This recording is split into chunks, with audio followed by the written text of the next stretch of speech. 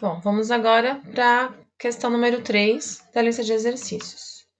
Ela diz o seguinte: um foguete persegue um avião, ambos com velocidades constantes e mesma direção. Enquanto o foguete percorre 4 km, o avião percorre apenas 1 km. Admita que, em um instante t1, a distância entre eles é de 4 km, e que no instante t2, o foguete alcança o avião. No intervalo de tempo t2 menos t1, a distância percorrida pelo foguete em quilômetros corresponde aproximadamente a... Bom, gente, aqui a gente tem um probleminha que envolve velocidade relativa ou a gente pode resolver por equação horária, né? É bom ressaltar que ambos têm velocidades constantes. Tá aqui, ó. As velocidades são constantes, então é movimento uniforme, tá? Vamos analisar as duas situações que ele passa pra gente. Ele passa uma situação que é um instante t1, que eu vou chamar de instante inicial, e ele passa a situação que o instante é o t2, que eu vou chamar de instante final, tá? No instante t igual a... no instante inicial, t1, o que eu tenho? Eu tenho o foguete atrás do avião. E o foguete, enquanto ele percorre 4 km, o avião percorre 1 km. O que a gente conclui com isso, né? Que se eu tenho uma velocidade qualquer para o avião, a velocidade do foguete vai ser 4 vezes maior que a velocidade do avião. Então, eu vou chamar a velocidade do avião de V, e ela é constante, não tem problema, não preciso chamar de V1 ou V2 ou V0 ou V. Vou chamar de V, que é um V só. E eu vou chamar a velocidade do foguete de 4V, que é 4 vezes a velocidade do avião, tá? Então, a gente vai dar nomes aqui para as velocidades. A velocidade do avião, que é constante, é V, da velocidade do foguete, que é constante também, 4V, tá? Nesse instante inicial aqui, ó, o foguete tá atrás do avião. Fiz o desenho aqui, ó, o foguete aqui e o avião aqui, no instante T1, tá? Vou colocar um referencial. Vou dizer que nesse instante inicial, o foguete está na posição 0 e o avião está na posição 4. Por que o avião está na posição 4? Não é por causa da velocidade que é 4 vezes, não. É porque ele fala aqui, ó, que nesse instante, admita que, nesse instante T1, a distância entre eles é de 4 km. Então, eu vou fazer um referencial mais simples possível. Vou colocar o foguete no 0 e o avião no 4. Ah, professora, mas eu quero colocar o foguete no 10. Tudo bem, né? Coloca o avião no 14, né? Tem que ter uma distância de 4 km entre eles nesse instante. E a gente vai fazer a equação horária do movimento uniforme, claro, são velocidades constantes, para esses dois objetos que estão em movimento.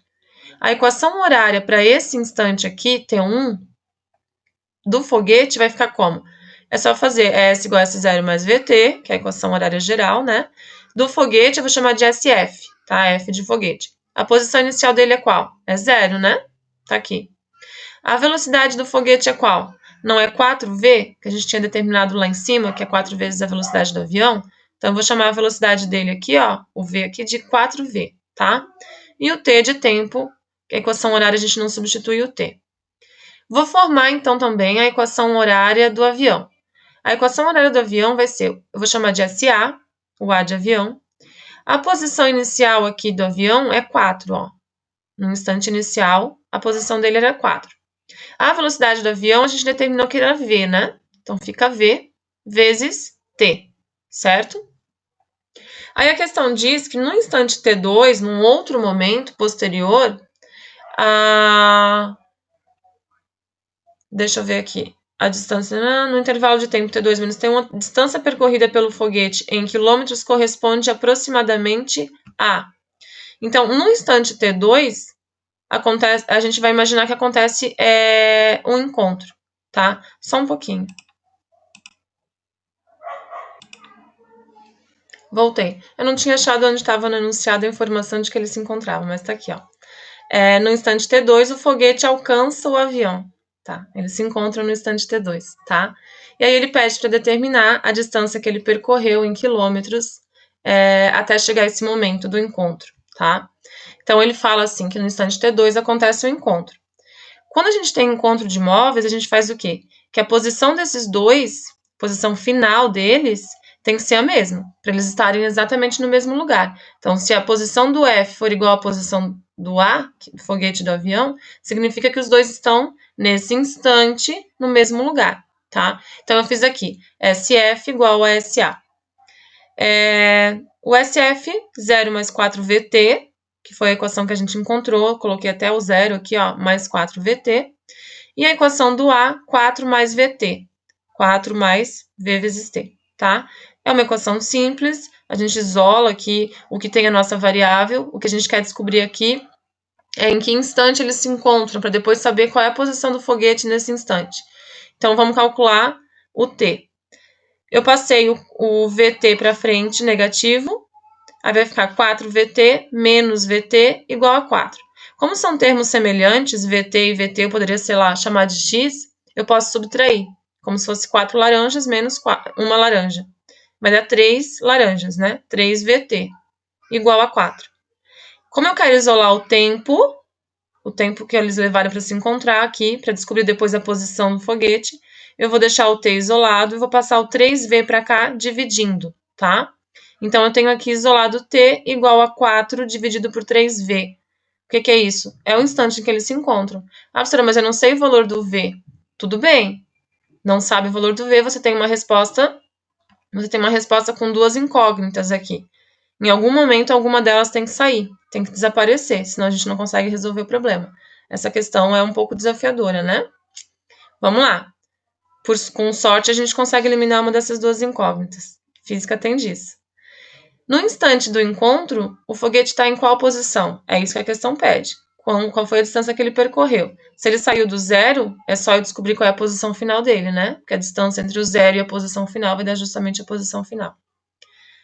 Voltando para a equação do foguete aqui, ó, que a gente formulou lá no começo, SF não era 0 mais 4 vezes Z vezes T? Vem aqui e substitui. No lugar do T, coloca 4 sobre 3V. Então, vai ficar SF igual, o 0 eu tirei, sobrou 4, vezes esse V aqui. E daí, no lugar do T, eu abri um parênteses e coloquei o valor do T aqui, ó, 4 sobre 3V, tá? Como eu tenho V em cima e embaixo aqui, ó, eu até fiz mais um passo. Eu eliminei os parênteses aqui. E eu tenho V em cima e embaixo, ó, numerador e denominador. V dividido por V é 1.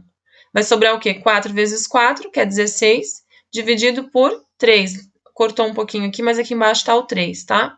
Se eu dividir 16 por 3, eu vou ter 5,3.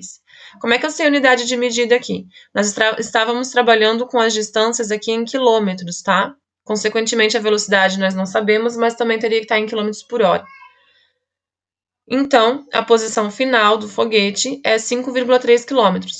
Como ele saiu do zero, ele encontra o avião aqui mais para frente, né? O avião sai do 4, ele sai do zero, ele se encontra aqui no 5,3. A distância entre 0 e 5,3, que é a distância que o foguete percorreu, é justamente a mesma que a posição final, porque 5,3 menos 0 é 5,3, certo?